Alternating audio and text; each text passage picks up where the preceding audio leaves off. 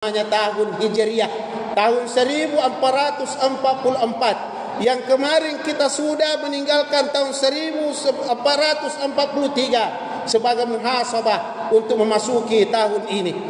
Apa yang bisa diambil daripadanya? Allah Subhanahu wa taala menggambarkan, Bismillahirrahmanirrahim, wal fajr walayalin asr wasyafa'i wal watr. Salah satu bahagian yang diberikan oleh Allah Subhanahu wa taala adalah kata al-fajr. Kata al-fajr ini yang biasa dimaknai adalah ada namanya fajar kasib, ada namanya fajar shadiq. Fajar kasib adalah orang di mana ditetapkan orang untuk memakan sahur bagi orang-orang yang mau beribadah puasa.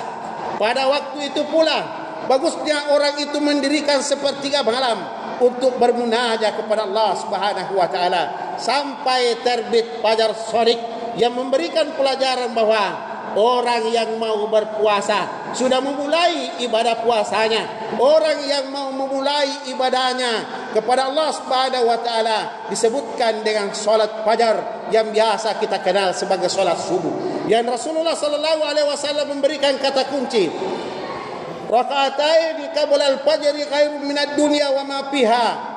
Dua rakaatnya orang yang melakukan salat sunnah sebelum salat fajar, yaitu salat subuh, itu lebih utama daripada dunia beserta isinya. Maknanya apa?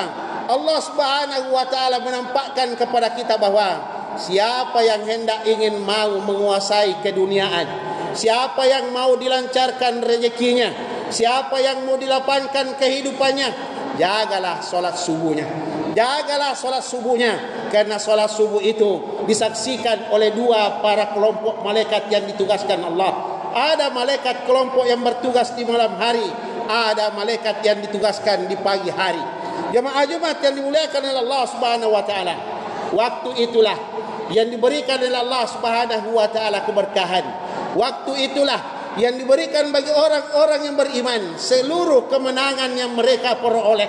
Waktu itu pula yang menjadikan saksi di hadapan Allah Subhanahu wa taala bahwasanya orang-orang beriman itu mendapatkan ketenangan hidupnya di dunia, ketenangan hidupnya di akhirat. Maka wajarlah orang-orang yang berdoa pada waktu itu, Rabbana atina fid dunya hasanah wa fil akhirati hasanah wa qina adzabannar. Bahagialah ia didapatkan di dunia, bahagialah ia didapatkan pula di akhirat. Lebih berbahagia lagi apabila Allah menjauhkan kita dari asap nerakanya.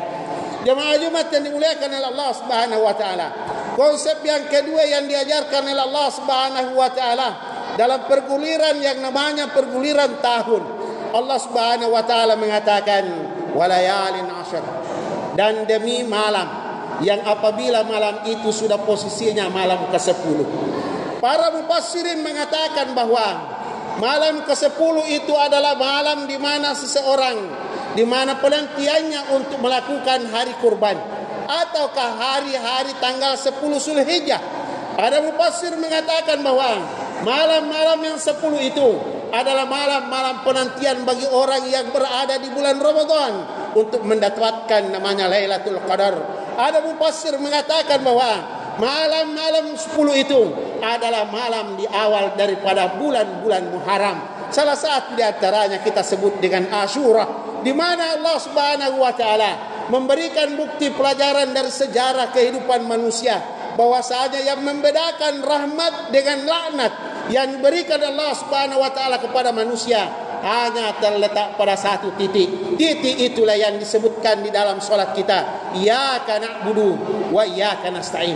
Adanya kemuliaan kita dapat karena kita mengutamakan adalah mereka beribadah menyembah hanya kepada Allah. Orang-orang yang mendapat keberkahan adalah orang-orang yang memiliki simbol mereka saling membantu, saling tolong menolong antara sesama manusia. Jemaah Jumat yang dimuliakan oleh Allah Subhanahu wa taala, dalam perguliran itu Allah Subhanahu wa taala memberikan simbol yang terbaik kepada kita. Di antara simbol itu disebutkan oleh Allah Subhanahu wa taala wasyafa'i wal watr, antara bilangan-bilangan di mana bilangan itu adalah bilangan genap dan bilangan-bilangan yang tidak genap, atau kita sebut bilangan ganjil. Allah mengingatkan kepada kita bahwa Allah lebih mendahulukan bilangan genap daripada bilangan ganjil. Mengapa Allah Subhanahu wa taala lebih mendahulukan yang genap? Karena ayat itu terkait tentang kehidupan manusia. Manusia diciptakan oleh Allah Subhanahu wa taala adalah berpasang-pasangan. Allah menciptakan segala makhluknya itu berpasang-pasangan. Ada laki-laki, ada perempuan. Ada yang baik, ada yang buruk. Ada yang soleh, ada juga yang salah. Ada yang hitam, ada juga yang putih. Ada siang, ada malam. Artinya apa? Ada orang kaya, ada juga orang miskin. Ada orang mengerti, ada juga orang yang dulu. Kedua-duanya dipasangkan oleh Allah Subhanahu wa taala. Bahwasanya semua yang namanya berpasangan, kata Allah, pasti tidak akan pernah sama. Walaupun dicari persamaannya, tidak akan pernah bertemu di dalam perbedaan. Tetapi Allah Subhanahu wa taala mengikat dengan satu konsep, wal watar, bahwasanya itu boleh disatukan. Bagaimana cara menyatukannya? Mereka itu saling mengisi kekurangan masing-masing. Orang yang mampu dengan harta diisi